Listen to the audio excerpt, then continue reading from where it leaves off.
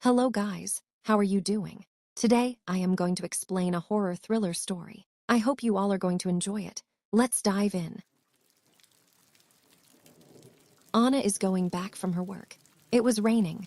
The streets were slick with water, reflecting the dim glow of the streetlights like tiny, trembling mirrors.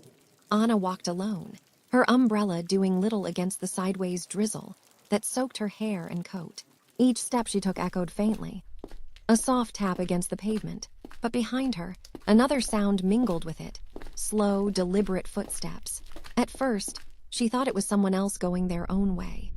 But the pattern was too similar, too intentional. She glanced over her shoulder. A figure stood a little distance back, half hidden by the shadows of a narrow alley. There was nothing clearly threatening about him, but instinct told her something was wrong. Her heart picked up pace. She quickened her steps, her coat flapping against her legs, and splashed through puddles. The man mirrored her pace.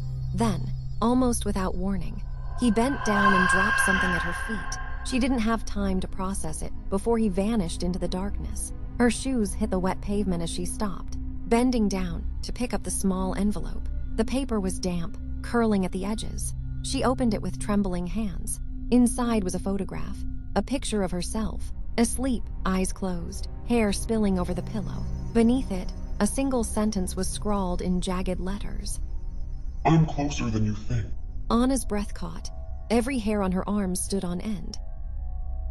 The rain poured harder. She ran, the sound of her boots splashing in puddles, now drowned out by the pounding of her own heartbeat. Every shadow seemed alive, stretching and twisting as if reaching for her. The city felt impossibly vast, and yet claustrophobic at the same time, each alley a potential trap.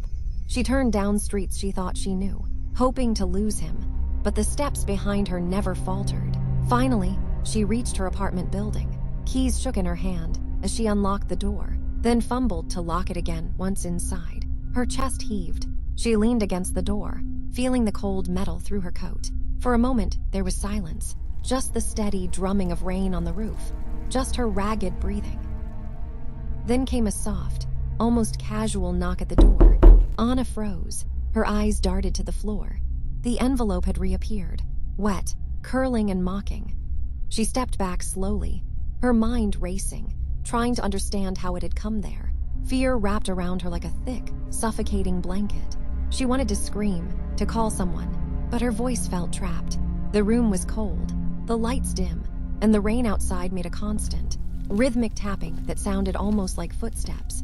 And she realized, with a sinking feeling, that some dangers do not announce themselves. They do not wait, they follow, quietly, patiently, until they are ready. And sometimes, no matter where you hide, no matter how fast you run, they are already there,